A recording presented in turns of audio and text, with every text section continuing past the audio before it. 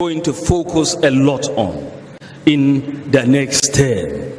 There are three components of our housing policy.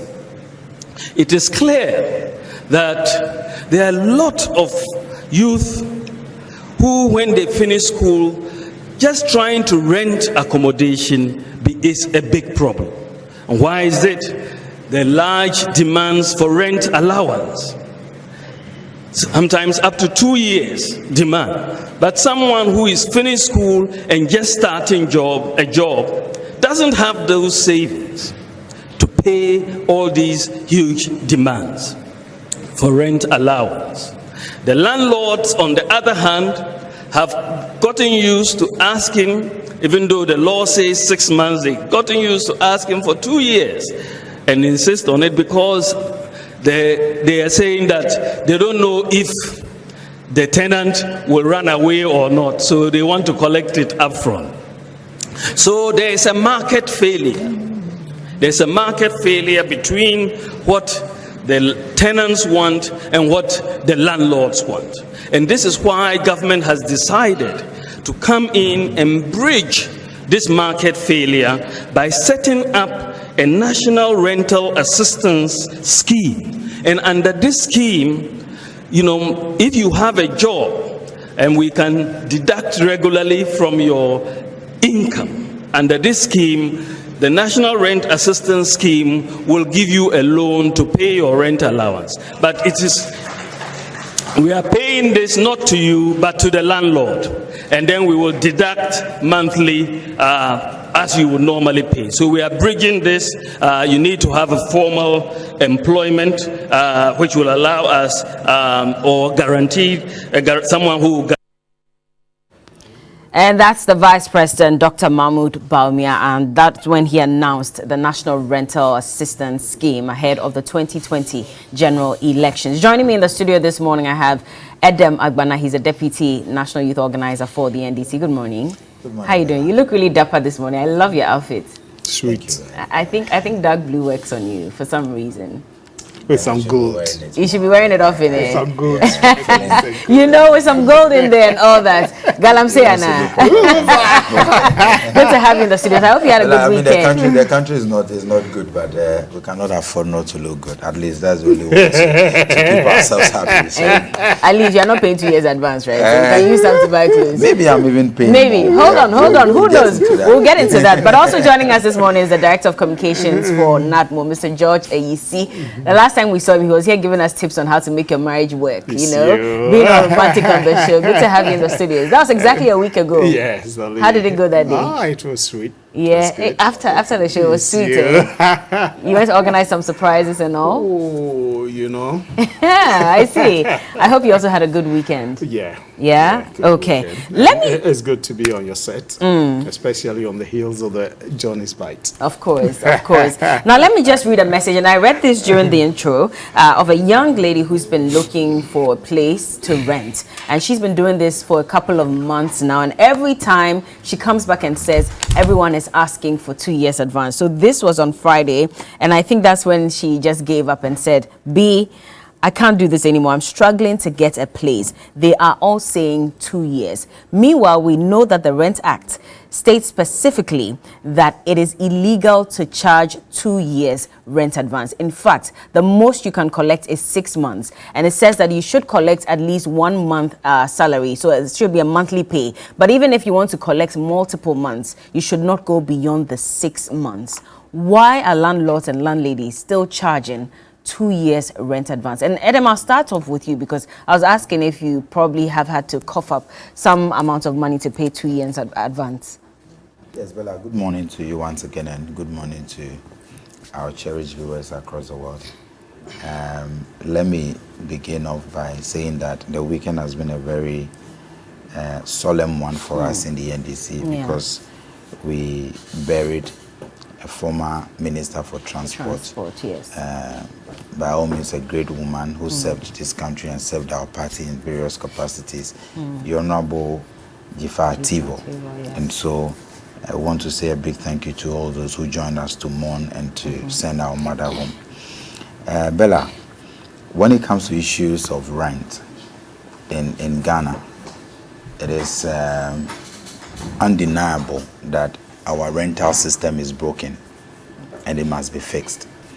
It has been a challenge for quite a while now, and year after year, the various political parties make promises as to how we can address this issue of rent. When you look at our laws, Ghana Rent Act 1963, the amended version, landlords or owners of the properties are not allowed to charge beyond 6 months. But if you have only up to 6 months rent in your hand now and you are looking for properties around this country, there's no way you're going to get one. And so the question is, why do we have it in the laws and yet the rent control is unable to ensure strict compliance to the law? There are various reasons for that. Apart from the fact that the Rent Control Office lacks the logistics to even monitor and all of that, we live in a system that issues about rent is highly dictated by the demand and supply.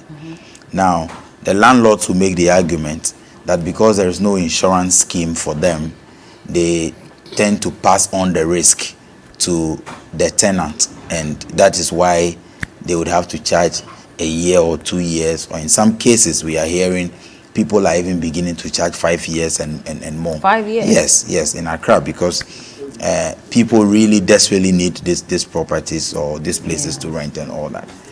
But Bella, the key question is, when government makes promises or politicians make promises, when it comes to implementation, why are we not able to track them properly? And that is why we are grateful to people like Johnny for always keeping government on his toes, and will encourage them to continue. Bella, in the 2021 budget that was presented by then it was a majority leader who presented, because at the time finance minister was indisposed. He stated clearly in that budget that they had commenced the implementation of the National Rent Assistance Program, and they have made available 100 million Ghana cedis to start that program. As we speak, that remained in the books. That program failed to kick off, and so there is not a single young person in this country that benefited from that scheme. And you have checked. Johnny has explained. You have checked. Yes, because when you check government expenditure after in the 2022 budget, there was no mention of that, and that is why some of us say that President Akufo-Addo and his men have reduced governance to comedy, to the extent that every time they have the opportunity, they make all sorts of luxurious promises, excite the base, get people clapping for them. But when you track performance, there is nothing, nothing to show for it. And so in 2021 budget, we were told that they made 100 million available for that National Rental Assistance Program or scheme, whatever they call it. But I'm telling you that not a single pesewa was spent on that program. Not a single individual benefited from that scheme. Secondly, even look at the target of the program. They were targeting people in formal employment. Bella, when you look at the Greater Accra region and Ashanti region, where this issue of rent is most worrying, 22% of the unemployed youth in Ghana live in the Greater Accra region alone. Another 21% live in Ashanti region. Now, how many of these unemployed young people are in formal employment? Because the scheme is targeted at only formal employment. And in any case, I always say that that scheme was not well thought through. It was just a political How propaganda. do you say it was not well thought through? It was not well thought through because it was not well thought through because the targeted group are not the people who desperately need that support. Because Bella, if you are in formal employment and you are being paid salaries, there are various schemes available where you apply. In fact, as I speak, people who receive regular salaries on monthly basis, they are finance companies that are always after them, begging them to come for loans. You are aware of that? If you are receiving regular salary, it is easier for you to enter into any mortgage agreement and take whatever support, rent or buy a house, and then you are sure that you are going to pay. And so it's like pampering a child that is already over pampered. But the interest rates on those are really high, which is why a lot of young people would not go for that option. Bella, so if the interest rates on that are high, and for which reason government is providing this assistance to young people who are in formal employment. The big question I'm asking again, 100 million Ghana cedis targeted at who? The people who already have access to finance. Now, who are the people who desperately need this housing measures or this support system? The unemployed youth, those doing their national service, and 80% of your population is in the informal sector. And then you think that it is by introducing this 100 million whatever scheme is what is going to address the problem. But is it not a gradual process? How are they going to track the monies that the informal sector is making, so that if every month they know that maybe you receive 700 Ghana cedis as a formal worker, they can deduct? That's against someone who works in the informal sector. That is why governance is a serious business. And so you have the laws. What is preventing the government to get the rent control office to implement the laws? It works everywhere. You travel everywhere else. People pay rent on monthly basis. And so it is stated clearly in your laws. You as the government, you have all the institutions of state that are capable of ensuring that the landlords comply to this law. And yet you will not do that. Then you run away from the problem and pretending to be solving it by creating another scheme when the fundamental problem is there. And so the biggest problem is that the landlords are not ready to comply. So what do? Get the rent control to work with the police service to ensure that people pay maximum of 6 months. In August Why is government year, not able to do that? And then they are running around the problem. And yet the problem is there to be fixed. But government is making an effort, are they not? In August last year, I remember that the housing minister announced, and of course his ministry announced, that they were looking at digitizing rent control so that they can address a number of these issues. And so they were providing logistics to address these concerns. Bella, you see, especially Dr. Bawumia as vice president and the Akufo-Addo government makes it appear as though digitization or digitalization in itself is an end to the means. It is not. When you say you want to digitize rent control, and so that will solve the problem. Who told you that the problem of rent control is the digitization? Digitization simply means that you are trying to convert maybe the manual proceedings and computerizing your data and what have you. Now, when you go to rent control, ask you, how many districts in Ghana today have functioning rent control offices? That is the first thing. You are not solving that, and you say you want to do digitization. Who told you that the monitoring of landladies or landlords is about digitization? It is not. It's about getting the rent control to be functional. Now, how do you get them to be functional? Resource them, pay them, and let the law enforcing agencies work with them to ensure. As we speak today, government is running around looking for e-levy and all of that. Meanwhile, the NDC government invested heavily in street naming and ensuring that all houses have been named. Why? That was a process. The process is to help so that government can even raise more money from property tax. Now you have houses that have been registered, GPS addresses given to these houses, and yet government is not following up to ensure that, okay, who owns these properties? Are they up for rent? Or the owners are the ones living in it? That is how you track how to solve this problem. But that is what the minister said, that it is critical because we will use this digitization to collect data. Bella, because the lack of data is what is impeding the work of the rent control department. So if we digitize it, everything goes onto the internet or online, and we are able to track all these things. And I'm saying that you keep using the word we will. And I have already said that this government is a government that they have proven to us that their words mean nothing. Because on several platforms, I can give you several examples of statements made by the president, the vice president, ministers with regards to this renting, and they have never implemented one. I just referred you to the 2021 budget where they even stated that they had allocated 100 million Ghana cedis in the budget. But till today, it's been 2 years since that budget was read. Not a single CD out of the 100 million has been made available for anybody to benefit from. And so it's not just about saying that we will do this, we will do that and all of that. Ask yourself, let your producers check. From August last year that they made that statement, what steps have they taken? And so President Akufo-Addo and his government, they have reduced governance to series of comedies, and you listen to them and you will not even want to respect them. Comedies, I mean that's quite unfair. No, because it's only a comedy show. That I have always said that I love to attend comedy shows, but this government will make you laugh every day, because everything they do, their utterances is very ridiculous. Because comedy shows are shows that are not supposed to be taken serious. Now, when you have a president who has proven that his words cannot be taken serious, you have a vice president who loves to make speeches, make all sorts of promises, and he never delivers. You have ministers who always make statements, but they never deliver. How do you say that? This government is a government. Let me bring George in. Let me bring George in to update us on what's happening to the National Rent Assistance Scheme, George. What's the latest on that? Yeah, thank you. Good morning to you. Good morning to my colleague, sorry, Adam. And good morning to our viewers. Jesus. If you want some water, there's water right here. Sorry. And by the way, if you just joined us, this is the big issue. You can send your comments and your questions. The hashtag is TV3Newday. We're talking about rent at the moment, and the fact that even though there's a law that says you cannot take rent more than 6 months in advance, there are people who are still asking for 2 years in advance. Government had promised before the 2020 elections that they would introduce the National Rental Assistance Scheme to provide rent for young people.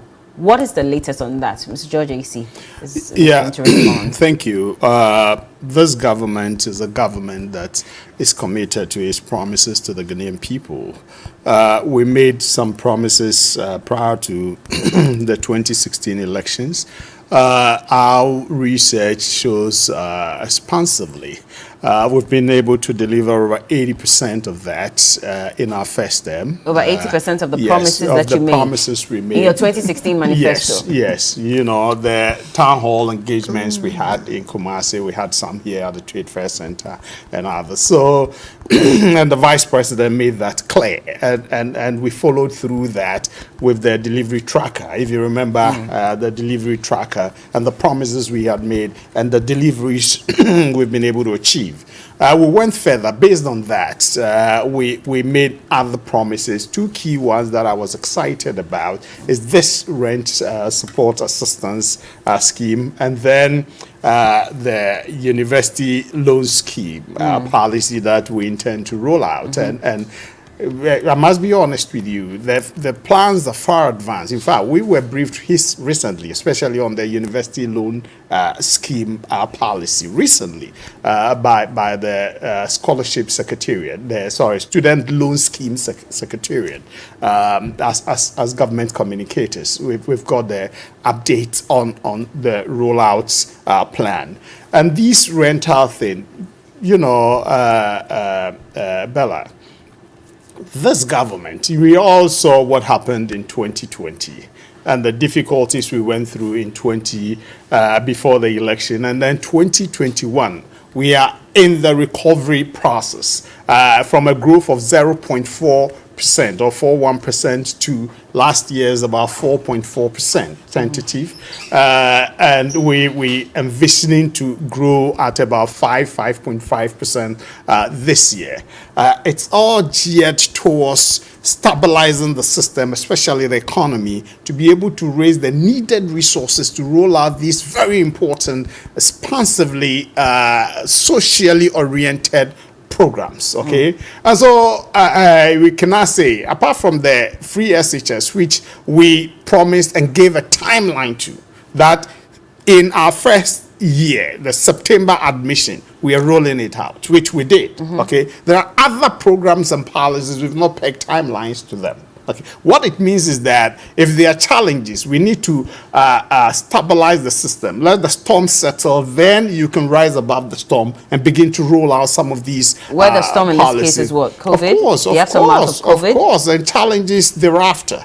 Economy is now getting into shape, right? I told you the growth of last year. 4.4. This is a government that had grown the economy on the average of 7% in its first 3 years. But when you made this promise, COVID was still at its peak. Yes. You knew that. Yes. And you still went ahead to make this promise. What if in the next 4 years, even at the time when you were making that promise, COVID was still going to be at its peak? Were you going to use that as an excuse to say that because of COVID, we could not roll out the policy? Every Ghanaian will understand. Every Ghanaian will understand. You have a plan. You didn't, one key thing, the banking sector reform, we didn't, anticipate it was so huge and going to swallow over 21 billion. We did it. But we had to, do that to stabilize the economy. Otherwise, there was going to be trouble for us. We are gradually rising above the COVID issue. We are not denying or running away from our promise. We are committed to implementing every single promise. And of course, Imani Ghana did this research and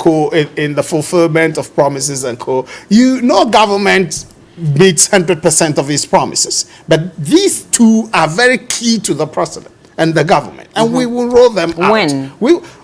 This year, he said last year, we incorporated it in the budget, 100 He said, million. but did you not? Don't worry, I'm coming there. Okay. We incorporated it. You see, before, there's a proverb in Akan that a house is built in the room. Is it true? Okay. Before you go out to say, I'm going to put up a mansion, you have done the preparations in the room, and you know what your bank balance is and how you're going to start and when you're going to be able to finish, because you are prepared to take off.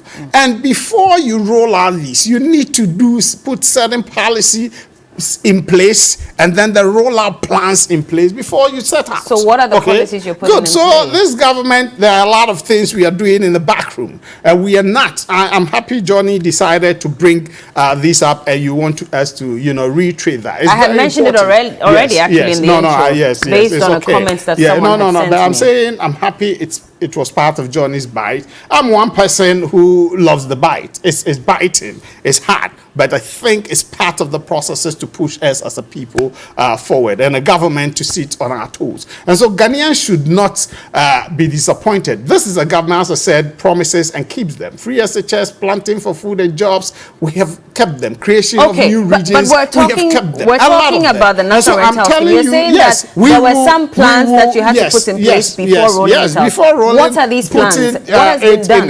No, you need to engage, and I was surprised my brother had a problem with the digitization drive.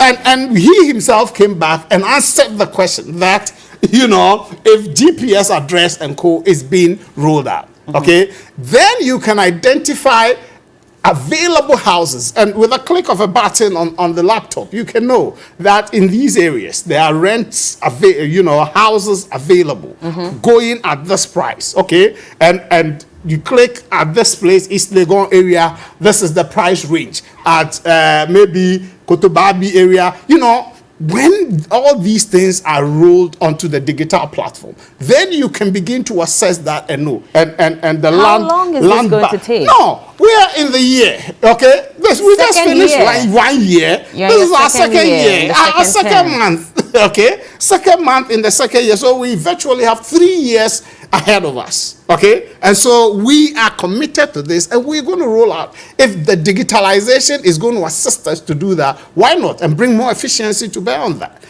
You get access, you get available thing, and government, as he said, 2 years is a matter of demand and supply. You know that. But that is driving hold on. that. So but if government wants to stem that, this is a good move that we have to make. So if and we take the control majority of the leader system. in the stead of the finance minister had mentioned that we're ready to roll out that policy, and you are here saying that there were some plans that needed to be implemented before the policy is rolled out.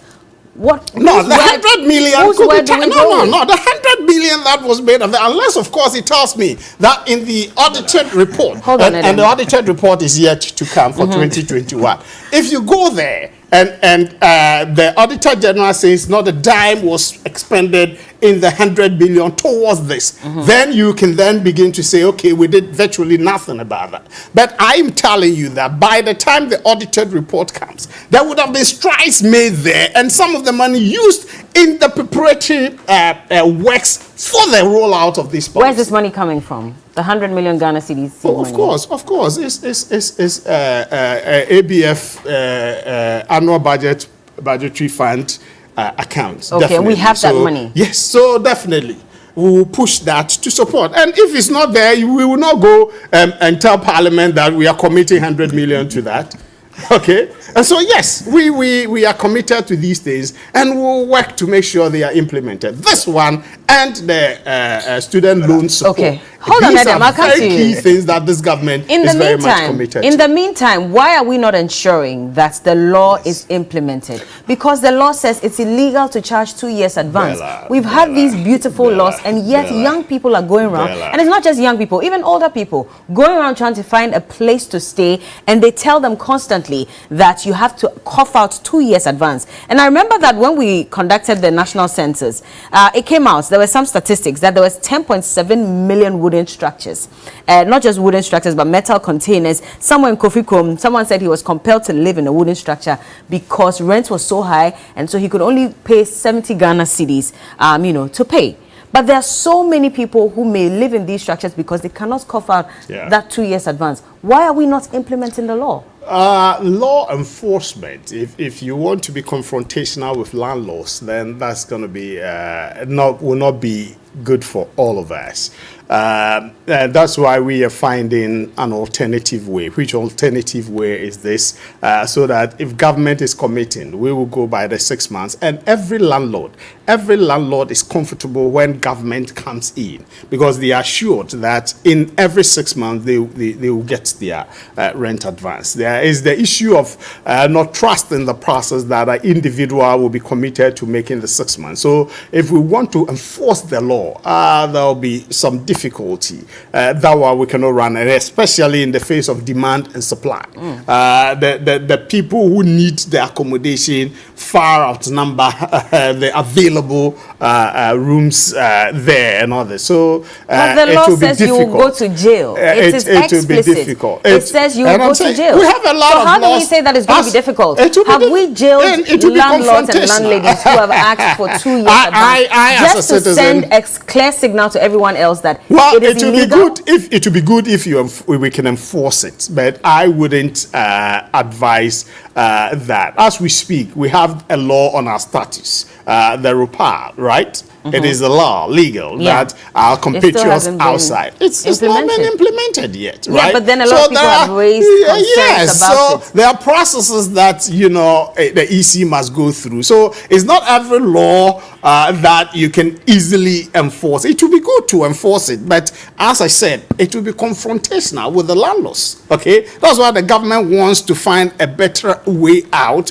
Which better way is this? And then it can amicably resolve the challenges. Otherwise, I have my house and you need it. I say I'm taking 2 years, because sometimes you see that the landlords have not completed the building and they want to take it to go complete it. And then they give it out to you. So those challenges are the issues. We can try to enforce it. One place that all of us know is they are very difficult is the rent control agency. It's one of the poorly resourced agency in the country, and I think with the digital drive, we have to look at them, resource them properly to be able to take up their responsibility, and maybe thereafter we can begin to look at strictly enforcing this rent control act of 2 years, not more than 6 months rent payments. Before but I we come all to know Adam, 2 years has become the norm. Let's take a look at this video of a young man who says that he signed on to the NAPCO scheme, has not been paid, and has been relying on his father to survive. Well, we don't have that video yet. Maybe when it's ready, we'll play it so I can ask that question. So for such a young person, and for people who are taking national service allowance and all that, how do they survive? Bella, actually, the whole system, like my good brother John Dumelo said a few days ago, it looks as though the country that we love, the country that we are born into, and a country that we are supposed to help contribute to building, the system is designed to punish young people. Bella, it is a real struggle to be a young person in Ghana. And that is why, as a youth, I really feel, and I think that there are some issues we must not even do politics with them, because it affects every young person, whether they are MPP, whether they are NDC, and all of that.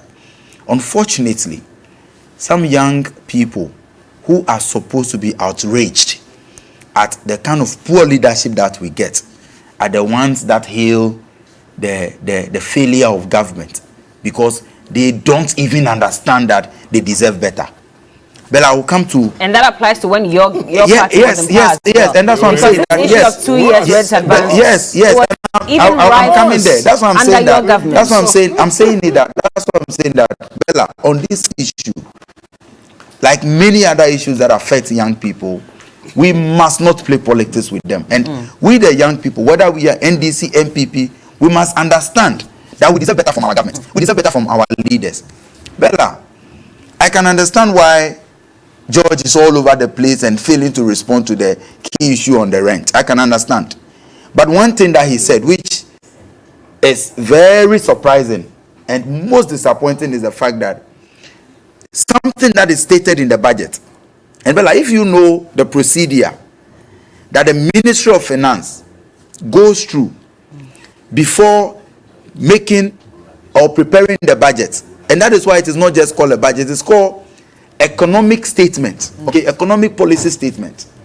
So if you state in your budget that you are making 100 million available, and he doesn't even know that it is not coming from ABF, government funding alone. They stated in the budget that they were doing this together with the private sector, and so it's supposed to be a collaboration between the government of the day and the private sector to make that 100 million available for lower interest loans to young people in formal employment. So Bella, if you state this in your budget is read, young people get excited, they are applauding you that you have launched a scheme, and a whole year is passed, a new budget is read, nothing is mentioned of that particular item, and in the expenditure for the year under review, not a person is accounted for in that 100 million, and you tell us that when the audited account comes, we will see it. I'm sorry, but it means that George really doesn't understand budget preparations and the procedure that it comes to. Because you can't tell me that after the thing is stated in the budget, you are now going to the bedroom to cook and put some measures in place to have it actualized and all of that. He says they are compiling the data. So if you do not have the data, why did you budget 100 million for it? It means that the finance minister sits at the comfort of his room or luxurious hotels and decides that rent 100 million. Is that how they prepare budgets? Not even a class 1 economic student will do that. When you put something in your budget, it means that you have done all the necessary preparations and you are sure of the source of funding, and you are very much assured that you have the agency, you have the capacity to be able to implement it. No. George doesn't agree. You don't agree because why won't you agree? So it means that your finance minister just put programs into the budget. He mentions them, and before he will now go and be looking for what? Funds? Please, we need to take the young people of this country serious and respect them.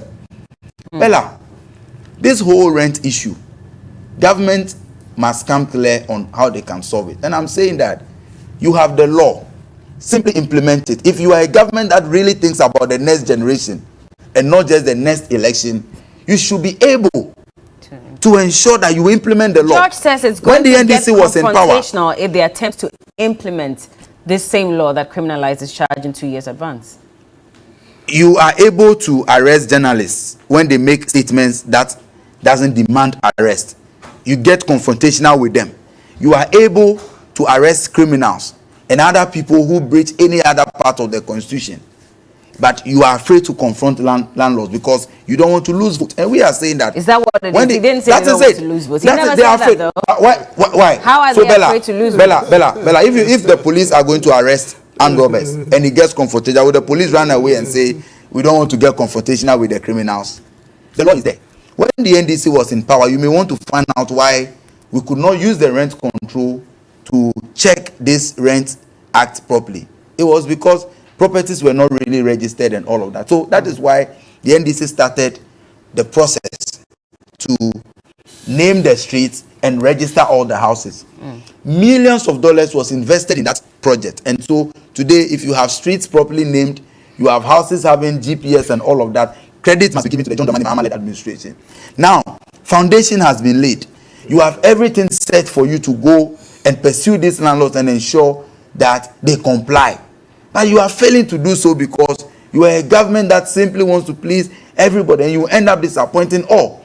Care about the young people that you promised. Over 80% of your target group are in the informal sector. They will not benefit from even that 100 million. Let what George is that is quickly going to get respond to this so we can move on. Our time and then is- all of our that. time You guys is should get actually serious running with out. government. I said I disagreed with my man, my brother, because if you remember, the budget statement is included. The projected revenue we are going to get out of the levy, right? Which is 6.9 billion. As we speak, we revised it from 1.75 to 1.5%. What it means is that it's going to affect that 6.9 billion. And in the budget estimate, we had projected we're going to use about 2 billion of that for the road infrastructure. We had given amounts that we're going to allocate elsewhere. Okay, those were projects. Did it mean that we had the money sitting there and we're going to expend? That's why I said no. You get it? You make projection. Budgets are projections. Okay? That is what we made the estimate. We are going to raise this much, and upon raising this, we're going to implement these policies, roll them out, and fund them with that. Okay? Sometimes you meet them, sometimes you don't. Okay? It's expectations that is incorporated therein in the budget and financial policy statement. But they're not just projections. No. You also give us an update of what's been done the year because before. you focused your eyes on some areas that you are going to rake in those monies, right? Let's say, for instance, last year we made a projection of 57 billion revenue that we're going to raise. Okay, we're able to raise about 57.3. That's why we said we marginally exceeded that projected revenue target. This year, our projection is 100.1 billion. Some say it's too ambitious, right? That is it. And so, if and expenditure is rolling around 135.6 billion. Okay, which we said we are going to reduce by 20%. So if we're able to meet this, then all projections made in the expenditure pattern are likely to be met. If you are not able to raise it, what happens to the expenditure projections? Okay, so budget issue is not a complete issue that, oh, we have the money there, so we are going. No, that's why I disagreed with him. Now let's come to these. But you show us how you intend to raise the money anyway. Yes, we'll show you. And we take steps. And sometimes you may meet them. Sometimes you may not meet. As we are having a Herculean hurdle right now with e-levy. So this is going to be a similar excuse I'll be given in case e-levy is not able to but raise. I've heard the finance minister saying there are alternatives. I've heard the finance minister, just take your pen and write. I'll let you come I've in. heard I'll the let you come in. finance minister say there will be other alternatives. Yeah, he said we'll have to rely on petroleum Other revenue alternatives. as well. I told you here that the first thing put on the table was petroleum taxing. Okay, adding the levy, and the president disagreed on that. Okay, and so maybe cabinet will have to meet again to see if that would have been a good alternative. Now, this issue of the young people, yes, this is a government that cares for the young people. This NABCO thing, you say. Do you really care? These young people were on the streets. Pardon me. And they were protesting, not receiving the allowances. They were protesting the promises that were made that were not fulfilled to give them permanency. Some have transited, 100,000 of them, 33,000 have transited into permanent jobs. We kept getting different numbers. We got 49,000. No, 39. 33 before election. The president even said it in an interview. If 49, 1 year after the election, I'm giving figures before election.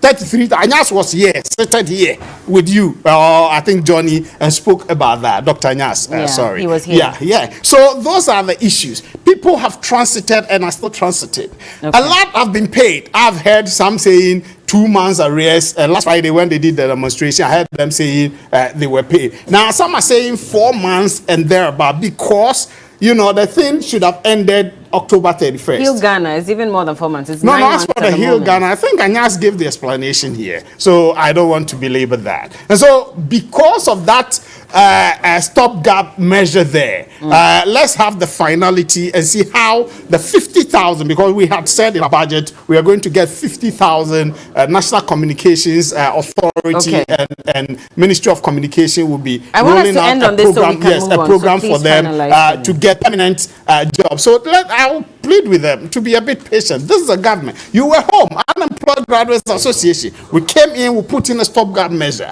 and there's a delay in payment. I mean, let's if you're hungry, manage. would you No, agree it's if any government let me tell you something. communicator tells you to be patient when you owe rent? You owe utilities. Yeah, no, I know the difficulty. And you're telling me to be patient? There's challenge. The government is doing everything. When we're doing national service, sometimes 2 months, 3 months, you don't get. But because you know you'll be paid, you are sure that if I get to Bella, I want maybe 20 cedis, I'll get it to run around. Because Bella is sure that I'll be paid at the end of maybe 2-3 months. But if I don't have any job at all, it shouldn't be the same situation. No. You listen. If I don't have any job at all, and I come to you for 20, you won't give me because I don't have any means of paying back. You get it? So that is a gradual process. I know it's challenge, it's difficult, but this government is very much committed to rolling out policies that will help the youth. And this student loan scheme, this rent thing, once we begin to roll them out,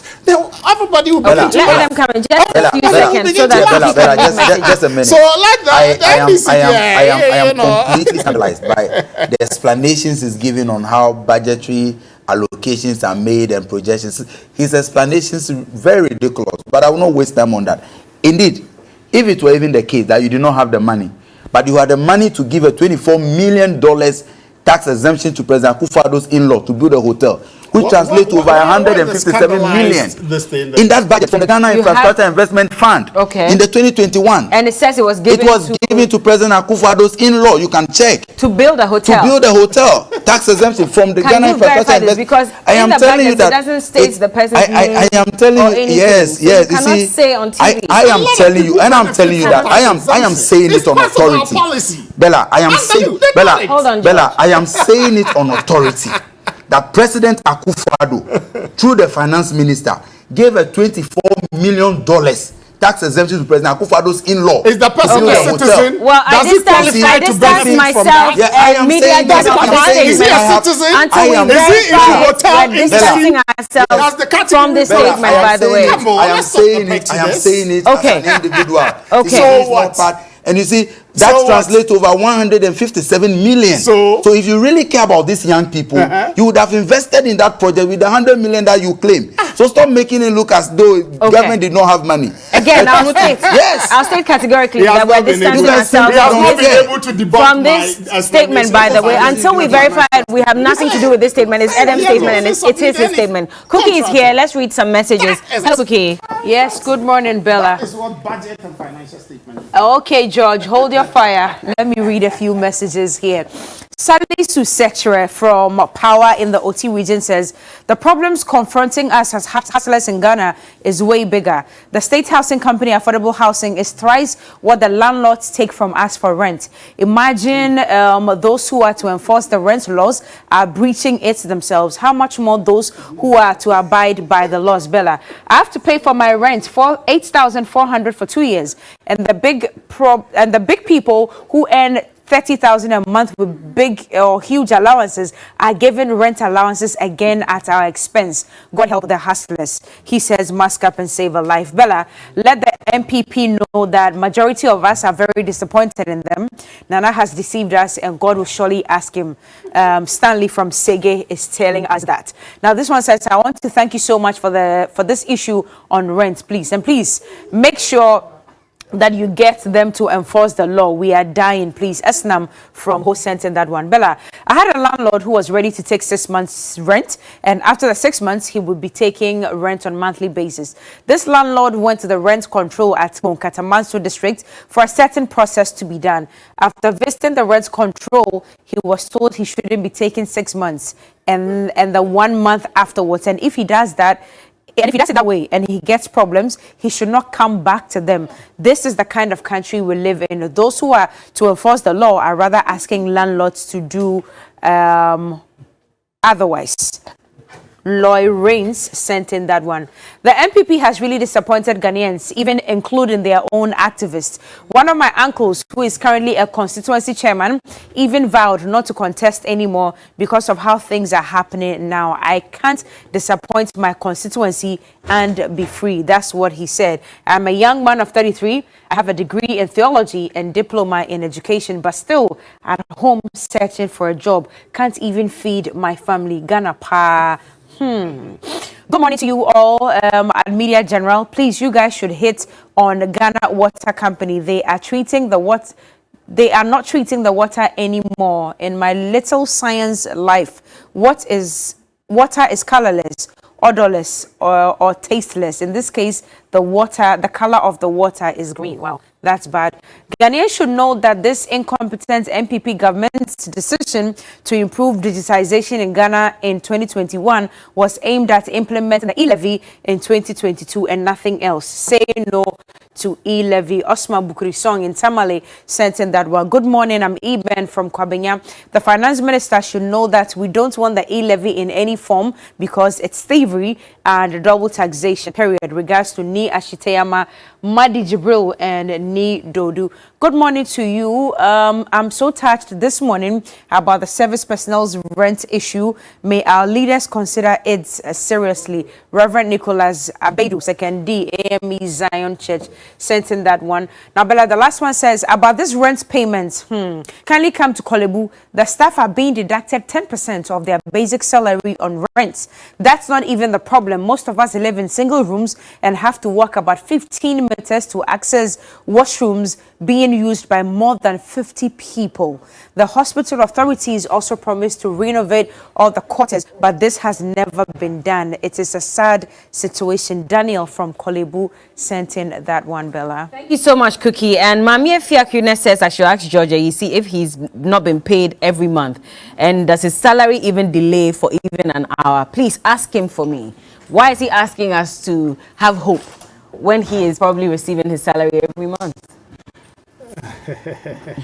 I empathize with them, I do, seriously. But I'm also happy that the president took this bold step to roll out this program. And phase 2 of it, we intend to roll out, is also very encouraging. And the policy of transiting about 50,000 of them into permanent job in the communications arena is something that makes my expectations go high. Right. I pray that we'll be able to resolve these payment issues in no time, so that we all wish they get their monthly stipends. Right. It's not much, but it's a stopgap measure. Let's move on. It's going to get better. Let's touch on this briefly before we go. And I'm bringing UTAG into the conversation because it also has to do with young people. So the University Teachers Association of Ghana has categorically mentioned that lectures will not be returning to the classrooms today, February 21. Now, speaking on radio, the president of UTAG, Professor Solomon Nunu, said there would be no teaching today on any of the campuses in the country. He maintained that the association would meet to evaluate the request from the Parliamentary Select Committee on Education to call off the strike and return to the negotiating table.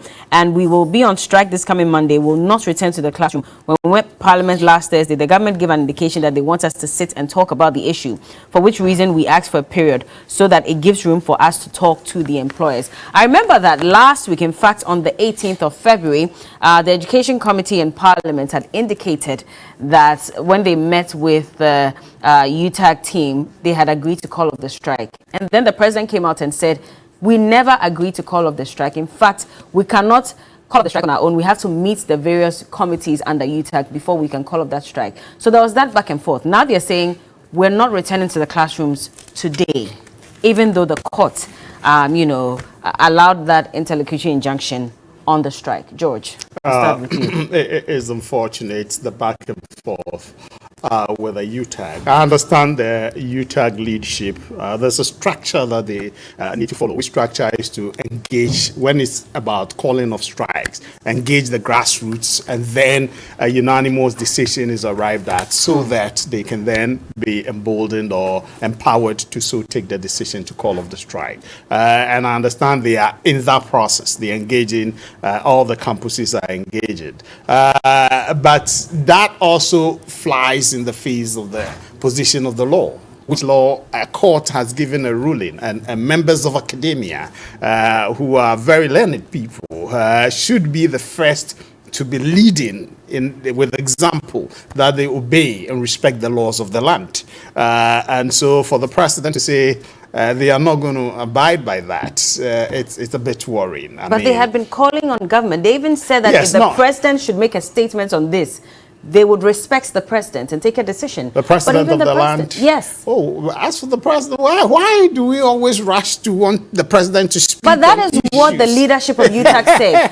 No, last the year minister when is they engaging embarked them, on a strike, the vice president had to step in. He called off the strike. Is okay. Why are we not hearing from the vice president? Why are we not hearing from the president? No, because the labor minister is engaging them. The education minister is engaging them. They say that's not enough. So, we want to hear from the don't president. worry. So we should make progress, and the court, labor commission, has gone to court and has gotten a certain ruling, which ruling ordinarily ought to be respected. You see, I don't think the other argument. So I think as a government, sometimes we need to relax certain strong protocols and legal positions. For instance, it says that when you're on strike, we cannot negotiate with you. Okay, but is it good to go on that tangent? Which tangent? That's because the lecturers are on strike, we will not engage them. That's the position of the law.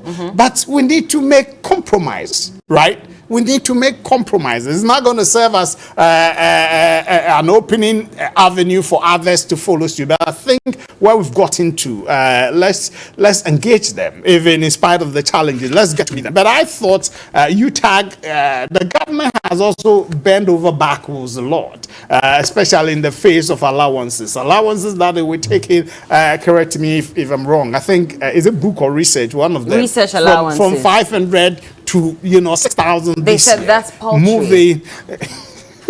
Moving forward to about $1,600 equivalent by 2024. This is progressive, okay? And owner-occupier policy moved from 20% of basic salary to 25% by this government. Okay, we've made a lot, and their entertainment allowance, other allowances ranging between 1,600 up to 9,700. But they say you promised them all of these things. They've been fighting. Do you know what? No, do you know? No, do you know? Yes, do you know? And I brought last week. I was here with a white paper signed by His Excellency the former president, cancelling that argument that 114% to base salary as market premium and all that. Okay, and we are saying that was cancelled. They didn't say anything about it. They said something. They said at least restore it. No, restore it. No, it's been white paper has cancelled it. Do you know when they made that arrangement? Then I remember I was, in Cape Coast, and we used to make these submissions on ATL FM. With the argument then, the university lecturers were smart. I thought then that they were smart. They were saying, look, peg it at that dollar equivalent of that time, $2,084. And Professor Mills said, no, we don't. And Prof, he was one of them. He was also smart, saying, no, we cannot peg it to the dollar. We spent series here, so let's go by that. Because at that time, it was around 5,000, and its dollar equivalent was 2,084. And so if we had agreed, we would not, because today, they seem to be worse off. Less than $1,000. The lecturer is taking less than $1,000, and it's not too good. I agree with that. But the government's position is that if we accept Bella, and then we tinkle with the base salary of the university don or university lecturer or the professor.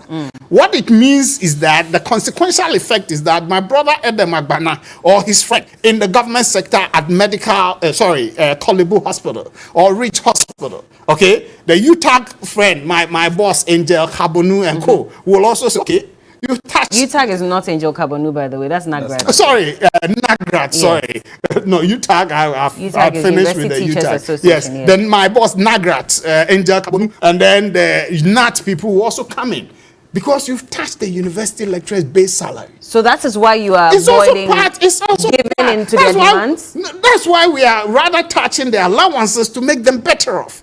Okay, then not, Bella, because we are not too comfortable with the rippling effect of touching the base. When we get to the negotiating table for 2022, we can then begin to talk about those Let me let Adam come in. So we'll plead with the lecturers to consider what do you make of what happened so far? Do you think that government, has made an effort to address these concerns?